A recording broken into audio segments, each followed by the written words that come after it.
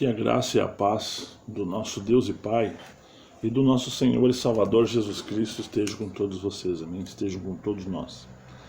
Amados irmãos, eu quero nesse momento tratar um assunto que ele reflete muito em nossas vidas, que é a salvação. O que significa salvação? Quando uma pessoa necessita ser salva, é porque ela está correndo um grande perigo de vida, um perigo iminente, e essa pessoa precisa ser salva. Então, as ações que as pessoas precisam ter para salvar essa pessoa, elas têm que servir tanto como segurança para quem está sendo salvo, mas como também para quem está salvando. Então, no caso do nosso Senhor e Salvador Jesus Cristo, para salvar uma pessoa, para salvar milhões e milhões de pessoas, ele teve que perder a sua própria vida. Então, salvação, irmãos, da parte de Deus, ela resultou na morte, no sacrifício do seu único filho, para que nós hoje viéssemos a ser salvos. Amém? Então, eu quero já ler um versículo com os irmãos, tentando passar para vocês por que nós necessitávamos ser salvos. Por que nós necessitamos ser salvos? Por que nós necessitamos de um Salvador para nós sermos salvos? Eu quero ler 1 Coríntios capítulo 15, versículo 22, que diz assim: porque assim todos morreram em Adão, assim todos serão vivificados em Cristo Jesus. Então, quando Adão peca lá no Jardim do Éden, ele põe em direção à morte todo o ser humano, eu digo todo. Adão e Eva foram os pais da criação do mundo. Todo ser humano que hoje está na face da terra procede desse primeiro casal no Jardim do Éden. Então, quando Adão desobedece lá a Deus no Jardim do Éden, o homem ele perde a vida eterna e Deus rompe esse propósito de vida eterna com o homem. Então, ele acaba morrendo, Adão acaba morrendo no seu delito e no seu pecado. Mas Deus, quando ele planeja fazer algo, ele está tentando fazer algo, ele não interrompe o seu plano porque alguma coisa aqui ou ali não veio a acontecer como ele quis. Se bem que ele já previa essa situação toda que Satanás enganaria Adão lá, enganaria Eva, que todo o sistema ele seria corrompido, porque antes mesmo da fundação do mundo, olha a sabedoria, onisciência, onipresença e a onipotência de Deus. Antes da fundação do mundo, tinha um livro escrito com o nome dos salvos nesse livro.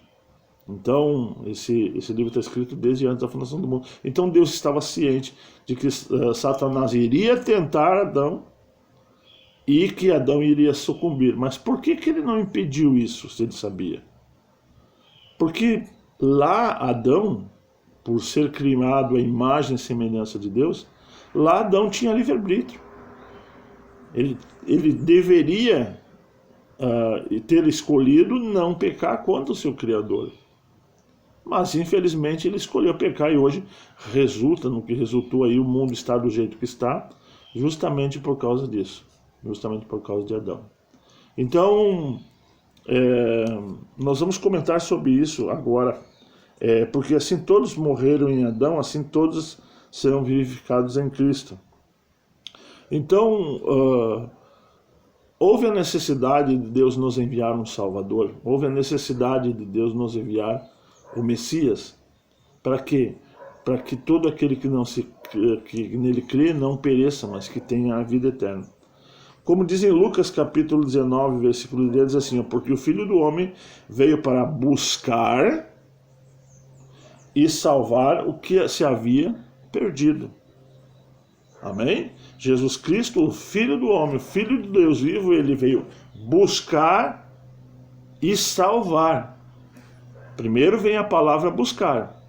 Então ele te alcança, Deus te alcança através de Jesus Cristo, te traz para ele e em Cristo Jesus ele te salva. 1 Timóteo capítulo 1, versículo 15 diz assim: esta é uma palavra fiel e digna de toda aceitação, que Jesus Cristo veio ao mundo para salvar os pecadores, do quais eu sou o principal. Aqui Paulo está falando para Timóteo, olha, Jesus Cristo veio para salvar o mundo, salvar os pecadores, do qual eu sou o principal.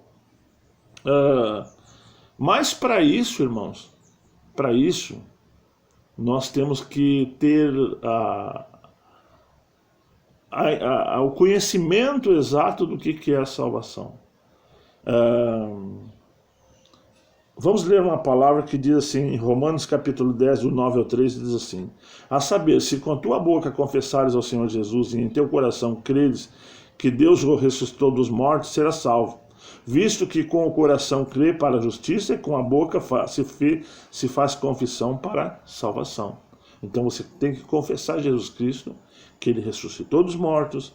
Você tem que crer, porque tu só vai confessar aquilo que tu crê. Não adianta tu falar da boca para fora, eu acredito, mas lá no fundo do seu coração você não acredita. Lá no fundo do seu coração você não crê que realmente que Deus ressuscitou dos mortos e para você ser salvo. Não deve dizer assim, visto que o coração crê para a justiça e com a boca se faz confissão para a salvação. O coração crê para a justiça.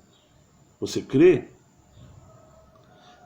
Porque a Escritura diz, todo aquele que nele crer não será confundido.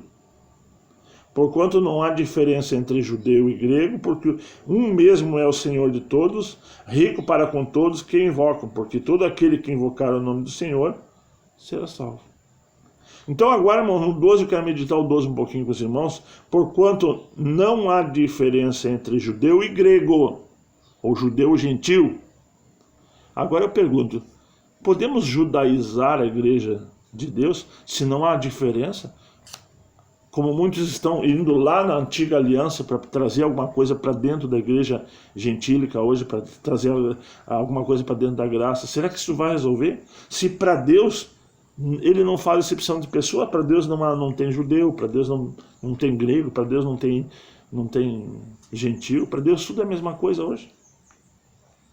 Em Efésios capítulo 2, versículo 8 e 9 diz assim: porque pela graça sois salvos por meio da fé, E isso não vem de vós, é dom de Deus, não vem das obras para que ninguém se glorie. Irmãos, a fé, olha, porque pela graça sois salvos por meio da fé. A fé é um instrumento, é o teu instrumento de salvação.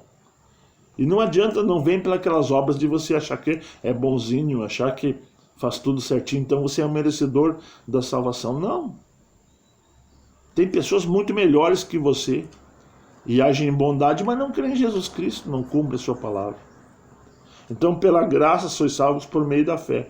Isso não vem de vós. A fé é um dom de Deus, irmão. Você que está me escutando agora, eu quero que você entenda que a fé, ele é um dom de Deus. Ela é um dom, uma dádiva, algo que nós não merecemos e que Deus ele traz até nós. Então eu quero que você medite bem nessa palavra, que a fé é um dom de Deus. A fé é um dom de Deus. Mas precisamos de fé para quê? Para ouvir as palavras do Senhor Jesus. Nós precisamos de fé para meditar nas palavras dele, para entender, para compreender, para crer nas palavras. Como diz em João, capítulo 12, versículo 47, diz assim, e se alguém ouvir as minhas palavras e não crer, eu não julgo, porque eu vim não para julgar o mundo, mas para salvar o mundo. Então, se você não crê nas palavras do Senhor Jesus, não tem fé para crer na palavra do Senhor Jesus, ele não vai te julgar. Porque ele não veio para te julgar, ele veio para salvar o mundo. Então resta uma pergunta. Uma pergunta que foi feita em Atos capítulo 16, versículo 31, que diz assim: E tirando-os para fora, disse: Senhores, o que é necessário para que eu faça para me salvar? E eles disseram: Crê no Senhor Jesus Cristo e será salvo tu e a tua casa. Amém? Então você precisa crer no Senhor Jesus Cristo. Mas a fé é dom de Deus. Eu quero que você guarde essa palavrinha. A fé é dom de Deus, Ele dá para quem Ele quer. 2 Coríntios capítulo 1, versículo 9, ele diz assim, ó, que nos salvou e chamou com uma santa vocação, não segundo as nossas obras, mas segundo o seu próprio propósito e graça, que nos foi dada em Cristo Jesus, antes dos tempos dos séculos. Então, nos chamou com uma santa vocação. Então, quem está te chamando para a salvação, quem chama para a salvação, é o próprio Deus. A fé, olha, medita bem, a fé é dele, é ele que te chama para a salvação, é ele que te apresenta a Cristo, e Cristo novamente a coisa funciona mais ou menos dessa maneira, para os irmãos entenderem. Deus te leva até Cristo, Cristo santifica a tua vida, através do sangue de Jesus, sangue dele, e depois de santificado, justificado, com o sacrifício dele na cruz, ele te leva até Deus. E o interessante disso, irmãos, que ninguém pode se chegar a Deus a não ser por Cristo Jesus. Então Deus não aceita que você vá direto a Ele. Não, não.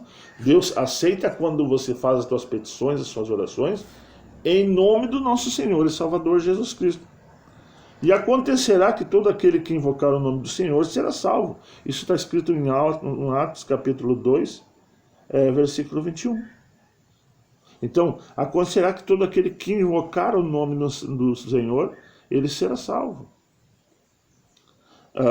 Porque a graça de Deus se há manifestado trazendo salvação a todos os homens, ensinando-os que, renunciando à impiedade e às concupiscências mundanas, vivemos nesse presente século sóbrio e justo e piedosamente. Então, porque a graça de Deus ela tem se manifestado, o amor de Deus tem se manifestado, trazendo a salvação através de Cristo Jesus. Então, irmãos, para que agora nós temos fé, Deus tem nos dado fé, o que eu preciso fazer? Eu preciso me arrepender dos meus pecados. Eu preciso me arrepender dos pecados que tenho cometido. E depois de arrependido, Marcos capítulo 16, versículo 16, nos dá uma orientação. Quem crer e for batizado será salvo, mas quem não crer será condenado. Então não adianta você se batizar se você não crer. Não adianta você se batizar sem saber o que você está fazendo. Não adianta você se batizar sem você ter se arrependido. Precisa ter um arrependimento. Precisa ter uma dádiva, uma graça de Deus sobre a tua vida, para que você esteja se arrependendo, para que você tenha abandonando o velho homem que ficou lá atrás e indo para frente, vivendo novidade de vida. Mas eu quero continuar no segundo vídeo a respeito da salvação.